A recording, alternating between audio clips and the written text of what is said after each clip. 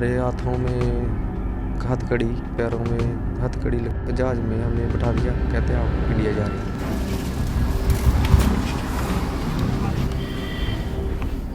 अगर सही वक्त पर शरीर पर बढ़ने वाले रोग का पता चल जाए तो उसका इलाज जरूरी हो जाता है, वरना आपकी जान भी जा सकती है।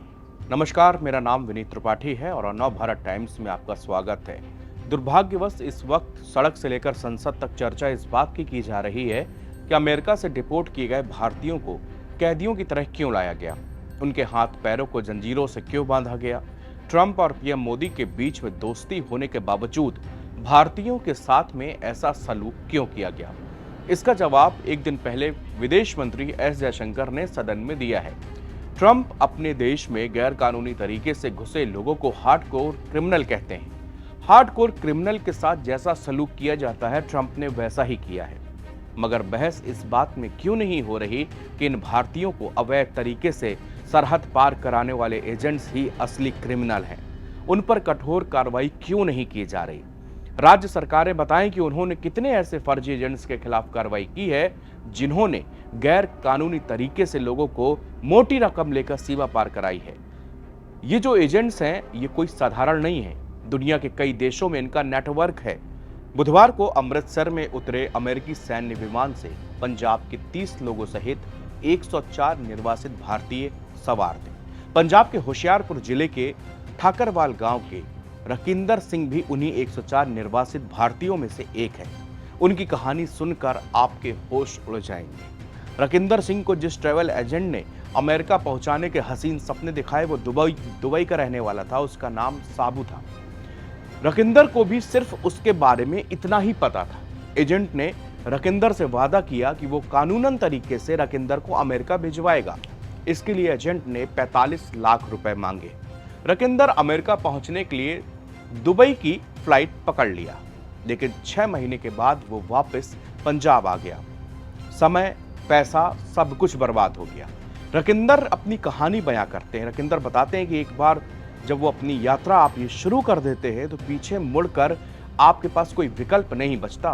फोन पर सिर्फ आपको निर्देश मिलता रहेगा, आप उसका चेहरा भी नहीं देख पाओगे। जैसे जैसे और लोग रकिंदर के साथ अमेरिका जाने के रास्ते शामिल हुए तो उसको एहसास हो गया कि मेरे साथ भी धोखा हो गया है, लेकिन पीछे मुड़ने का विकल्प नहीं था। इंडियन एक्सप्रेस की एक रिपोर्ट के मुताबिक रकिंदर ने बताया कि उनके पास एक ही नंबर से एजेंट का फोन आ रहा था, मगर जो दूसरे लोग थे उनके पास भी एक ही नंबर से फोन आ रहा था, लेकिन आवाज और नाम सब बदला हुआ था। दूसरी तरफ खुद को कभी राजा तो कभी लियो और न जाने किस किस नामों से वो लोग बता रहे थे। अलग अलग लोगों के नाम से अलग अलग नामों का इस्तेमाल किया जा रहा था। साबू सिर्फ व्हाट्सएप पर ही कॉल करता था। उसने व्हाट्सएप पर भी कभी कोई प्रोफाइल फोटो नहीं डाली। वह पंजाबी में बात करता था। जैसे जैसे अमेरिका की ओर यात्रा आगे बढ़ी, उसने पंजाब में मेरे परिवार वालों से किश्तों में पैसे वसूलने के लिए लोगों को भेजना शुरू कर दिया। हम जिस भी देश में गुजरे वहां उसके आदमी थे। अमेरिका मैक्सिको सीमा पर पहुंचने से पहले उसने 45 लाख रुपए की पूरी रकम हमसे वसूल ली। रकिंदर वर्तमान में जालंधर में रहते हैं। उसने ऑस्ट्रेलिया में 12 साल काम किया। छात्र वीजा पर ऑस्ट्रेलिया गया था। 2020 में भारत लौटने के बाद उसने अपने 3 बच्चों के बेहतर भविष्य के लिए अमेरिका जाने के बारे में सोचा। ब्राजील में बिचौलियों ने उसके पासपोर्ट को भी छीन लिया। रकिंदर ने ऑस्ट्रेलिया से जितनी भी कमाई की वो सब और अमेरिका जाने के लिए अपने परिवार और दोस्तों से कर्ज लेकर किसी तरह 45 लाख रुपए जुटाए। लेकिन जब वो ब्राजील पहुंचे तो एजेंट के बिचौलिए ने उनके पासपोर्ट उनसे छीन लिए और कभी फिर दोबारा वापस नहीं किए। अमृतसर से अमेरिका मैक्सिको सीमा तक उनकी यात्रा 6 महीने तक चली, लेकिन अंत में उन्हें निर्वासित होना पड़ा। रकिंदर ने इंडियन एक्सप्रेस को बताया कि मैंने अपनी पूरी बचत इस अमेरिकी यात्रा पर खर्च कर दी। मैंने पिछले साल 8 अगस्त को अमृतसर से दुबई के लिए उड़ान भरी थी। दुबई पहुंचने के बाद हम दक्षिण अफ्रीका गए, जहां फिर जोहान्सबर्ग में हम उतरे। फिर हमें ब्राजील ले जाया गया, जहां हमें 11 दिनों के लिए शरण दी गई, लेकिन बाद में हमें एक होटल में रहना पड़ा। ब्राजील में बिचौलियों ने हमारे पासपोर्ट इस बहाने से छीने कि उन्हें अमेरिका के लिए वीजा की परमिशन करानी है और इसके लिए पासपोर्ट की आवश्यकता है। हमें वो बताते हैं कि फिर दोबारा कभी पासपोर्ट वापस नहीं मिले। 4 लोगों के ग्रुप में यात्रा करते हुए रकिंदर जो आगे बता रहे हैं, वो ब्राजील में कम से कम 500 और लोग उनके साथ थे। उन्हें भी अमेरिका में कानूनन प्रवेश का वादा किया गया था।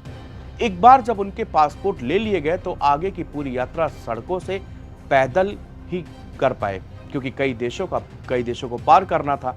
इसमें घने पनामा के जंगल भी शामिल थे। रकिंदर ने बताया कि एजेंट शायद ही कभी सीधे बात करता था। ज्यादातर उसके आदमी व्हाट्सएप पर कॉल करते थे, कभी कभी स्पेन के नंबर या दुबई का नंबर होता था। फिर हम Bolivia, Peru, Ecuador, Colombia, Panama के जंगल, कोस्टा रिका, निकारागुआ, होंडुरस और ग्वाटेमाला को पार करके आखिरकार मेक्सिको पहुंचे। हमने सीढ़ी का इस्तेमाल करके बाढ़ को फांद करके सीमा पार की। 15 जनवरी को हमें अमेरिका में हिरासत में ले लिया गया। अमेरिका के हिरासत में ले जाने के बाद हमको एक हिरासत केंद्र में लेके चले गए। रकिंदर ने बताया कि बिचौलियों ने झूठ बोला कि एक जहाज उन्हें पनामा के जंगलों से पार कराएगा। जब हम पहुंचे तो कोई भी जहाज वहां पर मौजूद नहीं था। फिर उन्होंने कहा कि पैदल चलकर ही इसे हमें पार करना होगा। हमारे पास कोई दूसरा विकल्प नहीं था। वहां सिर्फ घना जंगल था, चारों तरफ सांप और पानी था। रकिंदर आगे बताते हैं कि वो अपने साथ लाई कुछ रोटी और सूखे खाने के बलबूते जिंदा रहे। दिन भर पैदल चलते और रात में किसी टेंट में सो जाते। ऐसे में वो पूरा पनामा जंगल इन लोगों ने पार किया। एजेंट कहता था कि हमारे लिए एक जहाज का इंतजार आगे हो रहा होगा, लेकिन वो कभी जहाज, ना वो इंतजार खत्म हुआ, ना वो कभी जहाज दिखा। एजेंट के आदमी हमें 2 या 3 दिन में एक बार खाना देते थे। हम लगातार 2-3 दिनों तक भूखे रहते थे। हमें बस मुट्ठी भर चावल और राजमा मिलता था। हमने 14 देशों को पार किया और बस इतना खाना मिलता था कि जिससे हम जिंदा रहें। मैंने ये सब इसलिए किया ताकि मेरे तीनों बच्चे वो अच्छी शिक्षा और बेहतर जीवन पा सकें। अमेरिका के डिटेंशन सेंटर में 32 कमरे थे। इन कमरों में पेरू, पाकिस्तान, नेपाल जैसे कई देशों के 50 से 60 लोग रहते थे। जब अमेरिका पहुंचने के बाद डिटेंशन सेंटर ये लोग पहुंच गए, अब इन्होंने अपने एजेंट से बात करने की कोशिश की तो उसका फोन बंद था। फिर उसने कभी इन लोगों से संपर्क नहीं किया। आज जबकि उसके खिलाफ पुलिस में शिकायत दर्ज कराना चाहता हूं तो मेरे पास ना तो उसकी असली पहचान है, ना तो उसका सबूत है, ना तस्वीर, नाम, ना पता, कुछ भी नहीं। यहां तक कि उसके बिचौलियों ने भी हमें अपनी पहचान कभी नहीं बताई।